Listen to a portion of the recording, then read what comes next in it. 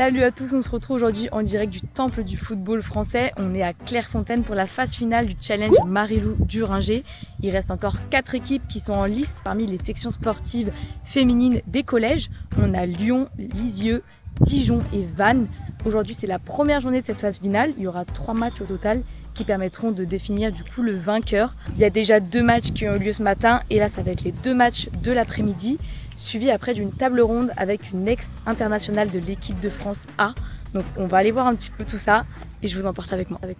Je viens d'arriver au niveau des terrains où il y a les matchs. Il y a déjà eu 2 matchs ce matin et là c'est les 2 matchs de l'après-midi. Ce matin on a eu Lyon qui a gagné 2-0 face à Vannes et Lisieux qui a gagné 3-2 face à Dijon. Là les matchs qui vont commencer c'est Lisieux face à Vannes et Dijon face à Lyon. Il y a quand même un petit public qui est présent, surtout pour Vannes, il y a pas mal de Bretons. Donc on va aller voir ça de plus près et puis on se retrouve à la mi-temps.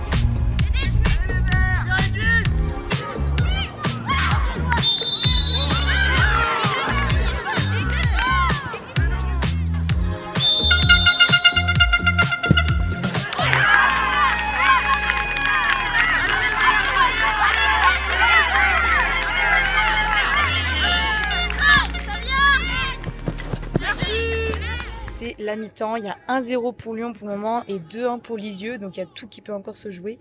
Au niveau des matchs au Challenge Marilou, c'est pas comme pour les garçons, il n'y a pas de pénalité au niveau du comportement, donc tout se joue vraiment sur les résultats des matchs. Il y aura les derniers matchs qui auront lieu demain matin, donc les scores peuvent encore changer. On va retourner sur les matchs et puis on se retrouve à la fin.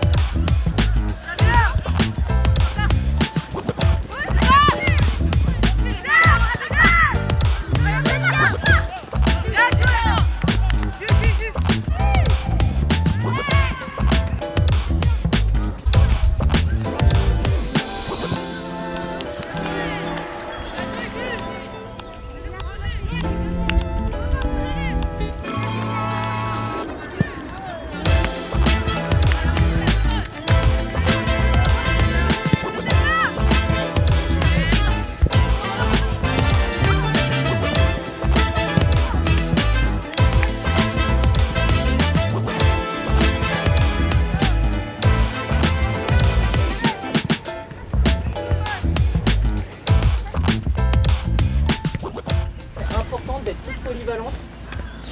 Entre la première et la deuxième mi-temps, il y a encore une différence. Comme j'ai dit à l'une d'entre vous tout à l'heure. The job is done.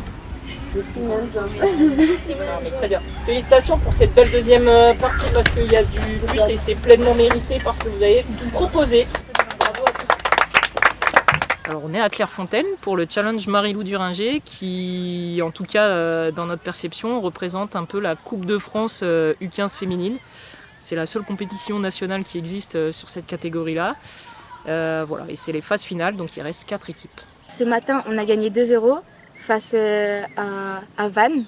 Et là, nous venons jouer donc contre Dijon et on a gagné 5-0. C'est pas la première participation de l'OL. Espérons que ce ne soit pas la dernière non plus, évidemment. Notre objectif, c'est toujours de se qualifier et aussi de représenter le GOL dans le cadre du temple du football en France. Donc là-dessus, on est assez fiers et on est très attachés aussi à toujours pouvoir développer notre jeu. Ouais. Le fait de remporter ce genre de trophée, ce genre de grandes rencontres, pour nous, c'est quand même des étapes essentielles dans le parcours de la joueuse. Elles peuvent le vivre sur d'autres catégories avant, en U13 avec le festival Pitch par exemple. Et donc c'est important régulièrement sur leur cursus de vivre ce genre de championnat national. On s'est préparé à la fois mentalement et physiquement en continuant à travailler, que ce soit en dehors et même à l'extérieur. On ne jouait plus à 11, on a joué à 8 et on a fait un match sur un terrain en herbe pour avoir les mêmes dispositions ici. Le matin, on a collège. On a 4 heures de cours et après il y a une autre navette qui vient nous chercher. On a entraînement à 14h40 à peu près. Et on finit à 16h.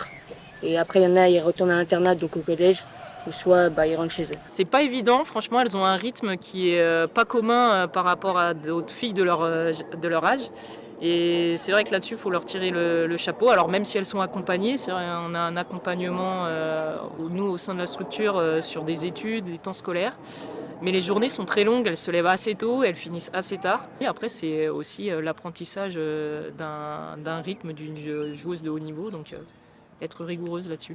Je pense qu'on a un groupe très uni, très solidaire, et c'est ça qui nous fait aussi remporter ces matchs. Sans ça, je pense qu'on ne pourrait pas s'entraider sur le terrain, à se parler, à se communiquer, à se relever dans les mauvais moments. On se connaît toutes, on vit ensemble, on a gagné encore plein de tournois, donc en fait on a un groupe solide et on est toujours en forme et c'est le principal d'avoir un groupe comme ça. Ce groupe en particulier, il est conséquent. On est assez nombreuses, donc là il y a un effectif de 14, mais sinon sur la section on est 23 et c'est pas évident que de gérer 23 jeunes joueuses avec des personnalités qui s'affirment au fil du temps. Et franchement, ce groupe, c'est vraiment la connexion, le lien avec toutes. Si j'ose dire, sous ce fameux mot cohésion, mais franchement, elle l'exprime très très bien. Les 2 matchs sont terminés. Lyon a gagné 5-0, donc c'est les mêmes équipes qui ont gagné ce matin, qui ont gagné cet après-midi. Demain, il y aura la grande finale avec les 2 équipes gagnantes d'aujourd'hui pour voir qui va être le vainqueur. Là, les filles sont parties se changer et se préparer pour ensuite aller en amphithéâtre pour faire la table ronde avec l'ancienne joueuse et après faire une visite du château. Non mais c'est bien, te stresse pas. Le pire c'est que rien.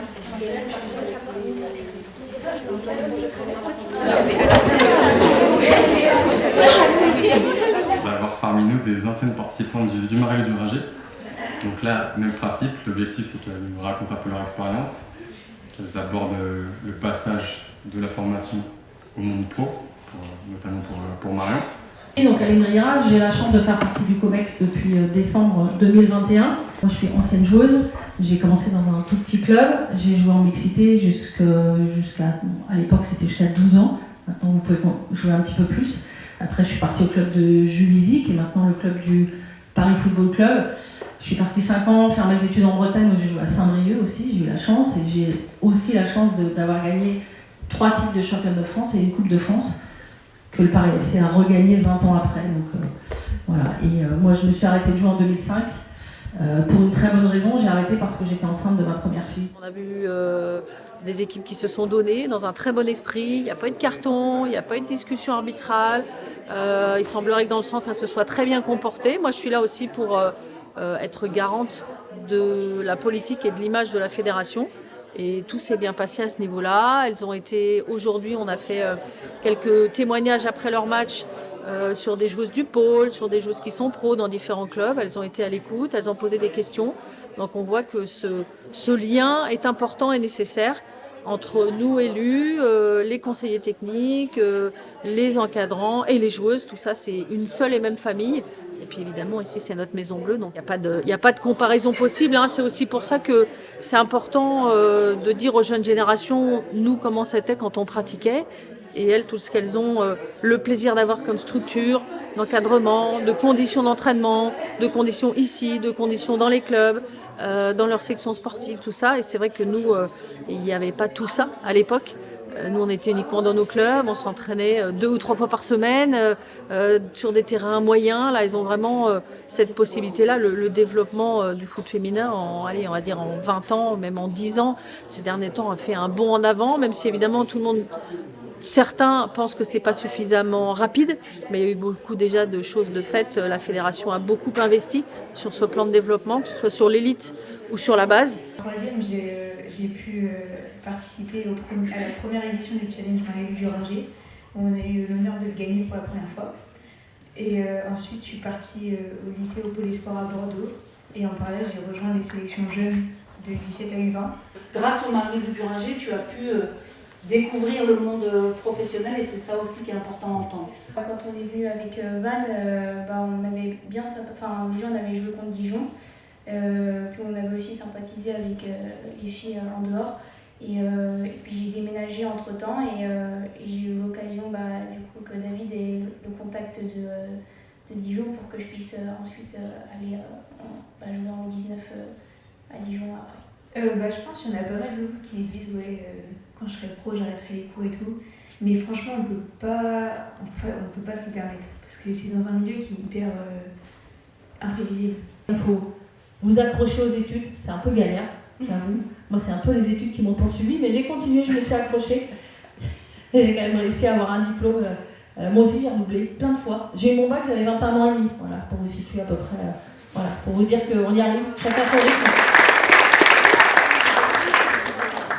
Alors les tables rondes qu'on met du coup chaque année sur les phases finales, simplement c'est pour faire passer différents messages, à la fois pédagogiques, sportifs, scolaires, sur l'équilibre de la joueuse, sur la préparation de la joueuse, sur le fait de signer un contrat pro, sur le fait de trouver une structure professionnelle, sur le fait aussi globalement d'évoquer l'évolution du football féminin, notamment en ce moment avec les travaux de la Ligue professionnelle, la Ligue féminine, qui met en place beaucoup de choses pour permettre à ces joueuses d'évoluer. Donc globalement, les joueuses qu'on voit sur le Challenge Marie-Lou Duringer sont des joueuses qui demain vont peut-être non seulement venir en sélection jeune, mais venir au château. Donc nous, ce qu'on veut, c'est que les préparer au mieux, les faire progresser au mieux. Non pas qu'elles viennent au château pour visiter ou pour voir, mais qu'elles viennent pour y rester et surtout pour installer... comme on le souhaite tous au niveau du football féminin, mais installer ici à Clairefontaine une étoile pour la sélection féminine française, à la fois pour la fédération, mais aussi pour toutes les joueuses qui œuvrent au quotidien dans le football féminin français. On est le lendemain matin, je me trouve au niveau du terrain, on va se jouer les 2 derniers matchs, donc la finale et la petite finale. Là, les joueuses sont en train de s'échauffer, les supporters sont déjà présents pour supporter les filles. Les matchs vont commencer d'ici quelques minutes et d'ici quelques heures, on saura enfin qui est le vainqueur, quelle équipe va gagner le Challenge Marie-Lou Duringer. Taking away my breath when you tell me that you think it's hopeless.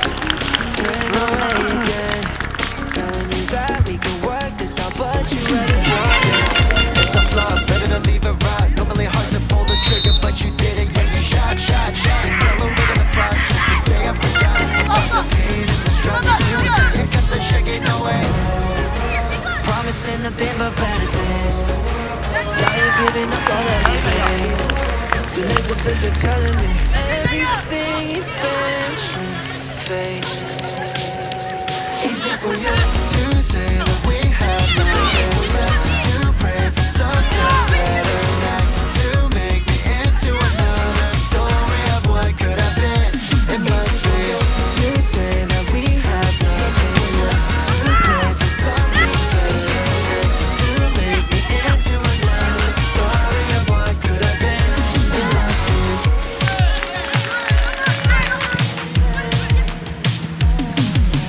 Tell me your time was real. How can you be so quick to deceive?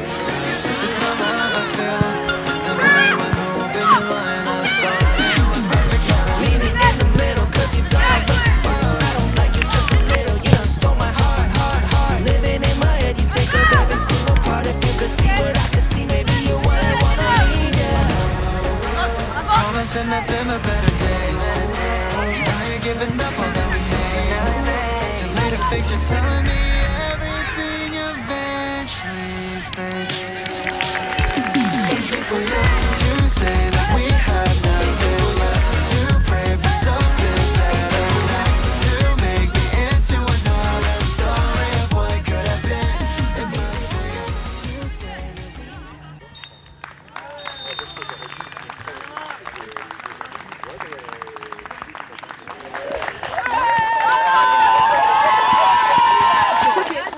incroyable. Ah, vous m'avez Franchement, c'était incroyable. Le match, il était bon.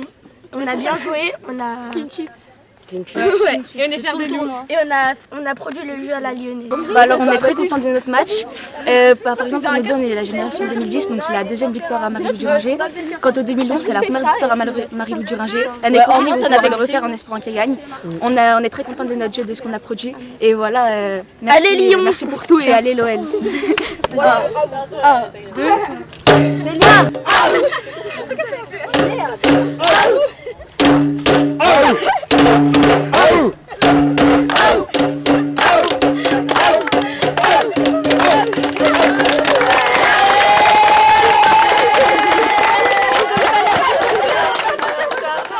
C'est la troisième édition que je fais. C'est la première fois où on sort avec un clean sheet sur un Marie-Lou.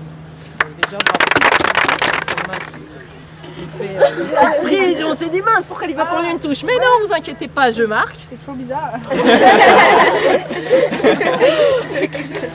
En tout cas, c'était un jeu qui vous correspond tellement et sur lequel vous avez brillé jusqu'à la fin de l'année. Il nous reste encore, comme le disait Jamel ce matin, quelques matchs jusqu'au mois de juin. Mais en tout cas, vous avez bien montré le jeu à la lyonnaise et celui que vous avez le plus, j'espère, le plus aimé pratiquer et celui sur lequel vous êtes les meilleurs. Donc bravo les filles, bravo à tous.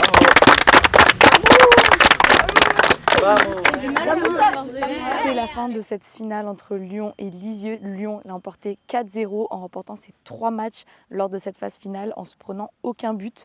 On va se diriger directement vers la cérémonie des remises des trophées pour voir Lyon fêter ça comme il se doit. On va enchaîner maintenant avec la remise des t-shirts, des médailles, des cadres, etc.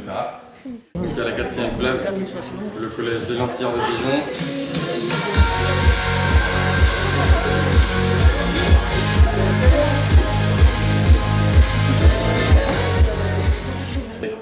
L'équipe 3e de ce classement, le collège Saint-Exupéry de Vannes.